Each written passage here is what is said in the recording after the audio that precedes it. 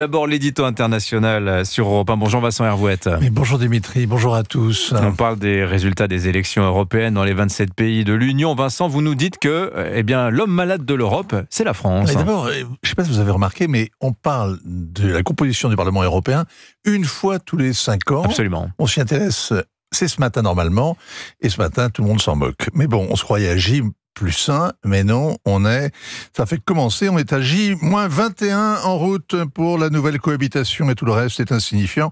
Alors on peut quand même essayer de parler d'élections au Parlement. Vous savez, ce scrutin décisif pour l'Europe, vu les défis sécuritaires, économiques, climatiques, sans oublier la menace sur la paix, l'enjeu ukrainien, tout ce blabla répété en chœur depuis des semaines et que tout le monde a oublié hier soir à 21h02 quand Jupiter a renversé la table. Oubliez donc l'Europe, ce phare dans le brouillard qui nous indique l'avenir, évanouit le Parlement, cette tour de Babel peuplée d'apparatchiks en pré-retraite, d'anciens ministres et de spécialistes méritants qui arrivent en général tout frétillants et qui très vite font une petite dépression. Ça n'intéresse plus personne. Un mot quand même. D'abord, le centre-droit reste le premier parti de l'Union européenne, le PPE, avec 181 députés, et sa présidente Ursula von der Leyen, la candidate naturelle à sa réélection. Rien ne va changer. Oui, alors ce vote-là, justement, il aura lieu le 19 juillet. Avant les vacances, ça va limiter les marchandages, parce que sa réélection, quand même, elle n'est pas acquise.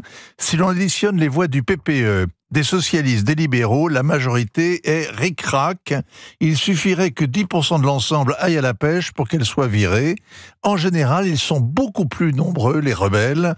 Il y a même les élus du PPE, comme François-Xavier Bellamy, qui la combattent ouvertement, idem en Italie, idem en Slovénie, en Espagne, etc. Il faudra sans doute qu'elle obtienne en plus le soutien des Verts. La dernière fois, ils ont ainsi marchandé le pacte vert. Et puis peut-être aussi, il y avait aussi les Hongrois de Fidesz et puis les Polonais de droit et justice qu'elle a ensuite combattu sans pitié. Elle est implacable.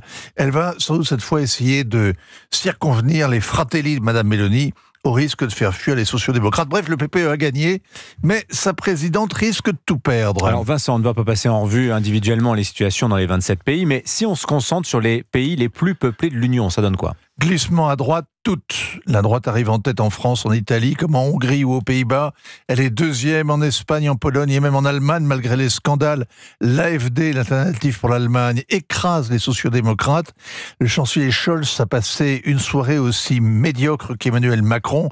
Il a encaissé, sans imaginer de se venger sur le Bundestag, de l'affront subi au Parlement européen. Si toutes ces droites ultras se rassemblaient, elles constitueraient le deuxième groupe au Parlement derrière le PPE, mais comme elles sont, comme les tribus gauloises en querelle permanente, notamment sur la Russie, eh bien le groupe Identité et Démocratie, celui de Marion Maréchal, qui joue à l'occasion le rôle de parti charnière, celui-là va se renforcer et sans doute supplanter le groupe des conservateurs et réformistes, celui de Jordan Bardella. Alors Donald Tusk, le Premier ministre polonais dont le parti est arrivé en tête dans son pays, a expliqué qu'il ressentait une terrible tristesse pour la France. Oui, c'est sa déclaration solennelle hier soir.